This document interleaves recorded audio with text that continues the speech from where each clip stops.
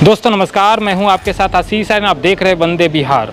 अभी हम मोहद्दी नगर ठाकुरबाड़ी में हैं, जहां पर समस्तीपुर ज़िले के पूर्व एमएलसी प्रत्याशी कांग्रेस के अविनाश झा जी से बात करेंगे कि आगामी 22 अप्रैल को जो परशुराम जयंती है उसकी तैयारी के लिए यहां पर आज एक बैठक के आयोजन की गई थी और साथ ही ईश्वर करुण जो मुखर वक्ता हैं उनसे भी हम बात करेंगे। तो चलिए सबसे पहले चलते हैं अविनाश झा जी से हम बात करते हैं।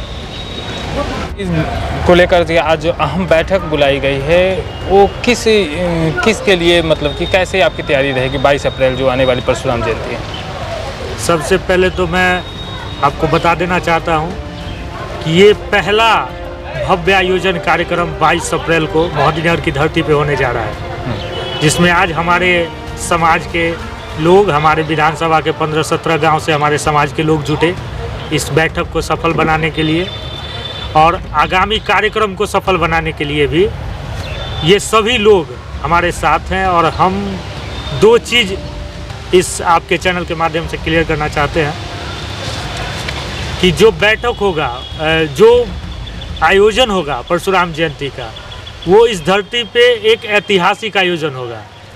दूसरी बात कि जो हम लोग करने जा रहे हैं सामाजिक समरसता को देखते हुए, चूँकि भगवान परशुराम सभी के भगवान थे और भगवान किसी जाति या समाज में नहीं बटे होते हैं, तो हर चीज़ को देखते हुए, लेकिन उसके बावजूद भी इसका जो आयोजन है वो मुख्य रूप से हमारे आयोजक हमारे समाज के लोग, ठीक है, ब्रह्मर्षि समाज के लोग, हमारे ब्राह्मण समाज के लोग हैं। हमारे ईश्वर करुण झा जी इसमें मुख्य रूप से काम करके इसको और आगे बढ़ाने का काम कर रहे हैं। और आगे जिस तरह से आपने देखा होगा कि विद्यापति की जयंती मनाई जाती है या जितने भी बड़ी बड़ी जयंती मनाई जाती है, तो इस मंच के पहले बार इस शुरुआत के बाद से एक बृहत रूप से इस कार्यक्रम को किया जाएगा। ये पहला शुरुआत है और इसकी सफलता हमारे लोग, हमारे मोहद्दी नगर के लोग, हमारे ज़िले के लोग सभी मिलके करेंगे, हमारे समाज के लोग। और मैं उम्मीद करता हूँ कि जहाँ तक आपके चैनल के माध्यम से ये वीडियो जा रहा होगा, मैं उन सभी अपने समाज के लोग को कहना चाहता हूं कि एक फ्रंट पे आके, एक मंच पे आके अपने समाज का सहयोग करें और भगवान परशुराम के होने वाले ऐतिहासिक जयंती में हमारा सहयोग करें। सर इतना फिर लेट क्यों सर? जब पहली बार कह रहे हैं कि पहली बार, और समाज के लोग जो कह रहे हैं कि हमारी समाज, ब्राह्मण समाज के लोग काफ़ी हैं यहाँ पर, फिर भी इतना लेट क्यों मनाने में सर? पहली बार ऐसा कह रहे हैं। देखिए क्या है कि आज के जो बहुत सारी मीडिया और कई चीज़ें हैं, उनके आधार पे हमारे जो सनातन धर्म के देवता हैं जिनमें 10 अवतार की परिकल्पना है, तो उनमें 9 अवतार के बारे में तो है, लेकिन सबसे अधिक चाहे उसको कहिए ग्लैमर दिया गया या प्रचार प्रसार किया गया, वो हम लोगों ने प्रचार प्रसार और ये किया है, वो है भगवान श्री राम और भगवान श्री कृष्ण। लेकिन कहीं ना कहीं हम भगवान श्री परशुराम की ओर पूरी तरह ध्यान नहीं दे पाए, जबकि भगवान श्री राम को धनुष देने वाले भगवान श्री परशुराम ही थे और उन्होंने अपने दायित्व, उनको उत्तराधिकार सौंपा। भगवान श्री कृष्ण को भी परशुराम जी ने चक्र दिया, सुदर्शन चक्र। तो देर आयत दुरुस्त आयत, फारसी में कहावत है कि हम लोग अभी तक नहीं माने, क्योंकि इस स्थल पे हम राम जानकी ठाकुरबाड़ी में अभी तक आयोजन होता रहा है, रामनवमी का अभी तक आयोजन होता रहा है, आपको कृष्णाष्टमी का, लेकिन संजोग ऐसा है कि ये अभी तक नहीं होता था।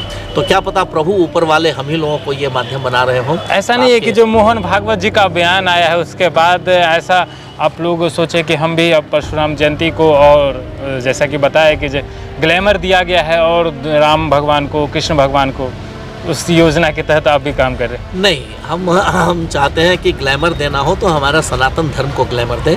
हम जो सनातन धर्म है, इससे बड़ा धर्म और कोई नहीं है। विश्व का सबसे पुराना या सबसे मुख्य धर्म सनातन धर्म ही है।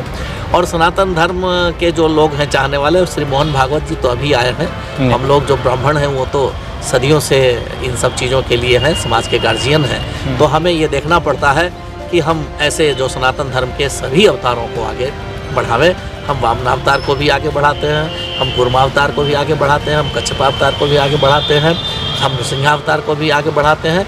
तो इसमें जो मैंने आपसे कहा कि भगवान श्री राम और भगवान श्री कृष्ण की चर्चा अधिक हुई, उसके कई कारण हो सकते हैं, और भगवान श्री परशुराम की भी चर्चा बहुत है। बल्कि आपको मैं बताऊं कि ये रामनवमी राम जी के लिए और कृष्णाष्टमी कृष्ण जी के लिए, लेकिन बहुत कम लोगों को मालूम है कि ये जो अक्षा तीज है या अक्षय तृतीया है वो भगवान परशुराम की जयंती ही है।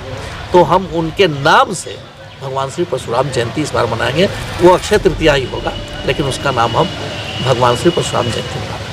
अच्छा अविनाश जी, एक मोहन भागवत जी का जो बयान आया था उसको आप किस तरह से देखते हैं? मैंने पहले भी मीडिया में दिया है ये बयान कि उन्होंने जो कहा बहुत ही निंदनीय बात है और एक शर्मनाक बात हुई। एक ब्राह्मण के बारे में ऐसी बात बोले तो ये यथाचथ उचित नहीं है।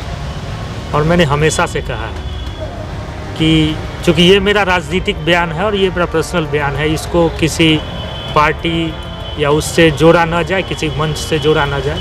मैं आपको फिर से दोहराता हूँ कि मोहन भागवत जी को ऐसा शर्मनाक बयान देना नहीं चाहिए था। वो दलित वोट बटोरने के लिए ब्राह्मणों पर ऐसी बयानबाजी, यानी 2024 की तैयारी बीजेपी के लिए करें। बिल्कुल, इसमें कोई दो राय नहीं है। ये एक राजनीतिक बयान है, लेकिन मैं ये भी आश्वस्त करना चाहता हूँ कि ब्राह्मण वर्ग एक बुद्धिजीवी वर्ग है, और जो ब्राह्मण की प्रतिष्ठा के साथ खिलवाड़ करता है तो ब्राह्मण उसे बटन दबा के जवाब देता है। ये सभी ब्राह्मण समझ रहे हैं कि आगे उनको क्या करना है। चलिए, धन्यवाद सर। के बैठक में यही कहना चाहता हूँ, सबसे पहले तो मैं जय श्री राम और भगवान श्री परशुराम का 22 अप्रैल को जयंती समारोह है।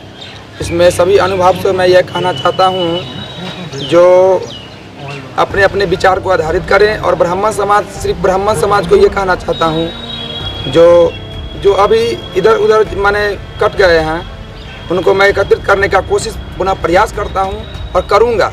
और अन्य जाति से मैं कहना चाहता हूँ जो ये ना ले जो ये ब्राह्मण समाज सिर्फ अपने लिए कर रहे हैं, ऐसा कोई बात नहीं है। वो सभी आदमी आकर श्री भगवान परशुराम को जयंती में 22 अप्रैल को शामिल होकर प्रदान। क्या नाम हुआ? नीतीश कुमार मिश्रा। कहे के